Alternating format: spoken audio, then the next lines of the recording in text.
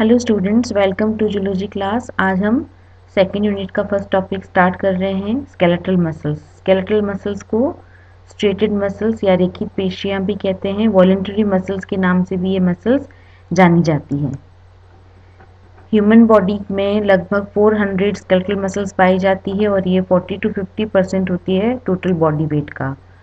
जो फंक्शंस है मुख्य स्केलेटल मसल्स के, वह locomotion, maintenance of posture, respiration में, कम्युनिकेशन में, construction of organs and vessels में और प्रोडक्शन ऑफ बॉडी हीट में इसका इम्पोर्टेंट इनके फंक्शन है।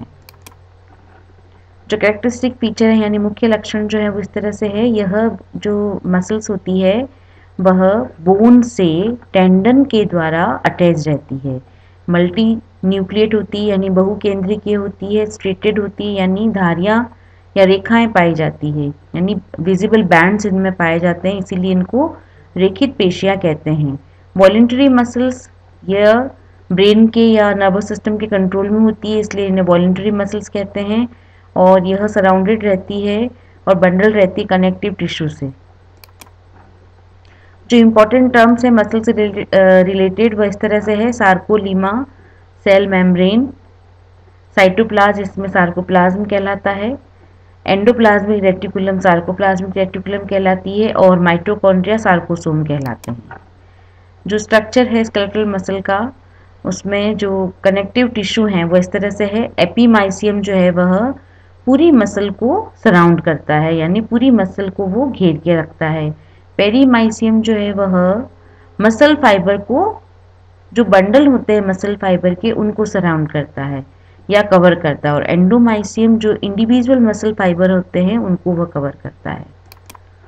ये इस तरह से है। एक मसल से मायोफिलामेंट किस तरह से होती है, ये यहाँ पर ये मसल्स हैं, ये जुड़ी भी है बोन से टेंडन के द्वारा। फिर muscle cell fibre, muscle cell या मसल फाइबर इसको कहते हैं। और ये जो मसल सेल या मसल फाइबर जो है वह किस मायोफाइब्रिल से मिलकर बना होता है, और जो मायोफाइब्रिल है वह फिलामेंट से मिलकर बना होता है, मायोफिलामेंट्स। और ये जो मायोफिलामेंट है वो दो प्रकार के होते हैं, थिक और थिन। ये स्ट्रक्चर है, ये बोन है, ये टेंडन है। ये टेंडन के द्वारा ये पूरी मसल जुड़ी हुई रहती है। ये पेरीमाइसियम है, ये सराउंड करती है हर एक बंडल को, ये पूरा बंडल है उसको सराउंड किए हुए है। एंडोमाइसियम जो है वह प्रत्येक सेल को सराउंड करती है। और ये फेसिकल है, ये बंडल ऑफ सेल है, ये जो है वो फेसिकल कहलाता है। यह मसल फाइबर है, ये एंडोमाइसियम है और यह एपीमाइसियम है। और ये जो एपीमाइसियम है यह मसल शीथ बनाता है जो कि टेंडन के साथ जाकर जुड़ता है। ये स्ट्रक्चर है, मसल सेल्स के मिलके बनी होती है स्केलेटल मसल्स। और इसके अलावा कनेक्टिव टिश्यू, ब्लड वेसल्स और नर्व्स भी होती हैं। सिलेंड्रिकल, लंबी और मल्टीन्यूक्लिएटेड होती हैं। और जो इनका डायमीटर है वह 1 से 4 सेंटीमीटर हो सकता है, छोटी मसल्स में छोटा और बड़ी मसल्स में बड़ा। जो एनाटॉमी है मसल सेल्स की, स्केलेटल मसल की इस तरह से है। सार्कोलीमा सेल मेम्ब्रेन है, यह सार्कोप्लाज्म को सराउंड करता है। इनमें ऑक्सीजन बाइंडिंग प्रोटीन मायोग्लोबिन पाया जाता है। इसके अलावा इसमें एक बहुत ही कैरेक्टरिस्टिक फीचर होता है, इनमें ट्रांसवर्स ट्यूब्यूल्स पाई जाती है जिनको टी ट्यूब्यूल्स कहते हैं। और यह सार्कोप्लाज्म में पाई जाती है, एक्स्ट्रा सेलुलर फ्लूइड से भरी रहती है। मायोफाइब्रिल्स पाए जाते हैं, यह सिलेंड्रिकल स्ट्रक्चर है जो कि मसल फाइबर में पाए जाते हैं। और यह मायोफाइब्रिल जो होते हैं यह प्रोटीन के फिलामेंट होते हैं, मायोफिलामेंट भी इनको कहते हैं। दो तरह के मायोफिलामेंट पाए जाते हैं, एक्टिन फिलामेंट जिनको थिन फिलामेंट्स कहते हैं और मायोसिन फिलामेंट जिनको थिक फिलामेंट्स कहते हैं। और जो मायोफाइब्रिल जब छोटा होता है तो मसल भी छोटी हो जाती है, कॉन्ट्रैक्ट हो जाती है। यह है पूरा स्ट्रक्चर, यह सार्कोलीमा, ये माइटोकॉन्ड्रिया, ये मायोफिलामेंट, ये मायोफाइब्रिल और ये भी पूरा सार्कोमियर, जेड डिस्क यानी आई बैंड, ए बैंड, और ये सार्कोप्लाज्मिक रेटिकुलम, ये टी ट्यूब्यूल्स, ये न्यूक्लिया, ये मसल फाइबर, ये। और ये दो तरह के बैंड होते हैं इसमें, इसलिए इनको रेखित पेशियां कहते हैं, एक्टिन और मायोसिन। ये एक्टिन और मायोसिन इसमें अलग अलग तरह से दिखाई देती है और ये इनका अरेंजमेंट है, इस तरह से ये अरेंज रहती है। जो कॉन्ट्रैक्टाइल प्रोटीन होती है वह एक्टिन थिन मायोफिलामेंट कहलाता है, और जो मायोसिन है वह थिक फिलामेंट कहलाता है। जो रेगुलेटरी प्रोटीन है वह ट्रोपोमायोसिन, ट्रोपोनिन, और जो अटैचमेंट प्रोटीन्स है वह टाइटिन, नेबुलिन, अल्फा एक्टिनिन और डिस्ट्रोट्रोफिन होती है। ये स्ट्रक्चर है एक्टिन और मायोसिन का। यह सार्कोमियर है, ये क्रॉस ब्रिजेस है एक्टिन और मायोसिन के बीच में। ये ग्रीन कलर का जो दिख रहा है वह मायोसिन फिलामेंट है और यह एक्टिन फिलामेंट है। ये इस तरह से इनका अरेंजमेंट रहता है।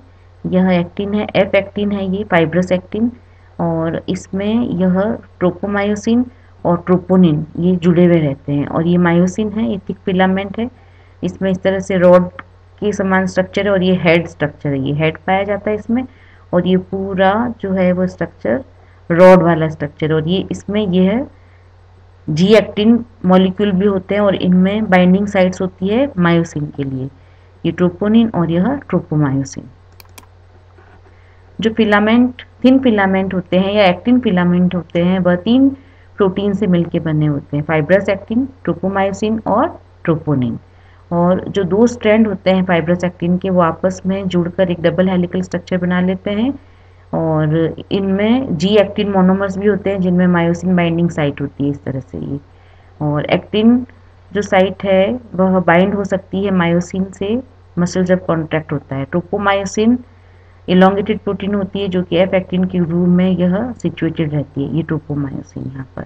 और जो ट्रोपोनिन है उसकी 3 सब यूनिट होती है। टीएनए एक्टिन से बाइंड होती है, टीएनटी ट्रोपोमायोसिन से बाइंड होती है, और टीएनसी कैल्शियम से बाइंड होती है। इस तरह से ये थिन फिलामेंट या एक्टिन फिलामेंट का स्ट्रक्चर है। ये फिर से थिन फिलामेंट है, ये एक्टिन और ये ट्रोपोमायोसिन, और ये मायोसिन बाइंडिंग साइट है यहाँ पे, और ये ट्रोपोनिन कॉम्प्लेक्स टीएनटी, टीएनसी और टीएनआई इस तरह से। मायोसिन थिक फिलामेंट है, जैसा कि मैंने बताया इसमें रॉड वाला स्ट्रक्चर होता है और हेड होते हैं। तो जो इलोंगेटेड मायोसिन मॉलिक्यूल है वो गोल्फ क्लब की तरह दिखाई देते हैं, और एक सिंगल फिलामेंट में लगभग 300 मायोसिन मॉलिक्यूल होते हैं, और आपस में 2 हैवी मायोसिन मॉलिक्यूल मिलकर एक रॉड के समान संरचना बना लेते हैं।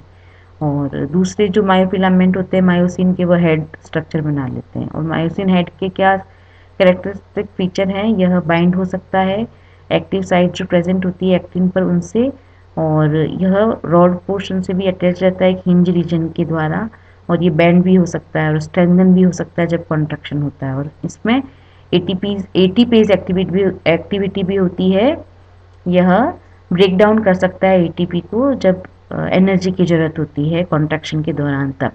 तो ये मायोसिन का स्ट्रक्चर है। और ये इंट्रैक्शन है थिक और थिन फिलामेंट का, ये देखिए ये है मायोसिन और ये है एक्टिन। ये एक्टिन थिन फिलामेंट है, ये एक्टिव साइट्स थी मायोसिन के लिए एक्टिन पर, और ये मायोसिन में जो हेड वाला स्ट्रक्चर होता है उसमें एक्टिव साइट्स होती है एक्टिन से जुड़ने के लिए। इस तरह से ये दोनों कॉन्ट्रैक्शन के दौरान जुड़ जाते हैं। ये मायोसिन मॉलिक्यूल है इस तरह से, ये टेल रीजन है और ये हेड रीजन है मायोसिन मॉलिक्यूल का, और ये हिंज रीजन है। सार्कोमियर जो सबसे इम्पॉर्टेंट स्ट्रक्चर है मसल सेल जब हम पढ़ते हैं उसमें, तो सार्कोमियर जो है वह फंक्शनल यूनिट है मायोफाइब्रिल का, या हम ऐसा भी कह सकते हैं मसल्स की जो फंक्शनल यूनिट है, स्ट्रक्चरल और फंक्शनल यूनिट, वह सार्कोमियर होती है। अबाउट 10,000 सार्कोमियर पर मायोफाइब्रिल प्रेजेंट होते हैं, और ये लगभग 2 माइक्रोमीटर लॉन्ग होते हैं। डिफरेंस होते हैं साइज में, डेंसिटी और डिस्ट्रीब्यूशन में, थिक और थिन फिलामेंट में। और इसमें ए बैंड जो है वह डार्क बैंड कहलाता है, फुल लेंथ या मायोसिन फिलामेंट होता है। एम लाइन जो है वह प्रोटीन होती है जिसमें मायोसिन अटैच होता है। एच जोन है उसमें सिर्फ थिक फिलामेंट होते हैं और थिन फिलामेंट उसमें बिल्कुल भी नहीं पाए जाते। आई बैंड लाइट बैंड होता है और एक जेड डिस्क से जो थिक फिलामेंट के सीधे तक होता है, और इसमें थिन फिलामेंट होते हैं और कोई भी थिक फिलामेंट नहीं होता है। और यह एक सार्कोमियर के ए बैंड से दूसरे सार्कोमियर के ए बैंड तक होता है। जेड डिस्क फिलामेंटस नेटवर्क होती है प्रोटीन का, और यह अटैचमेंट साइट होती है एक्टिन मायोफिलामेंट्स के लिए। तो ये इस तरह से ये टर्मिनोलॉजी है सार्कोमियर की, ये देखिए।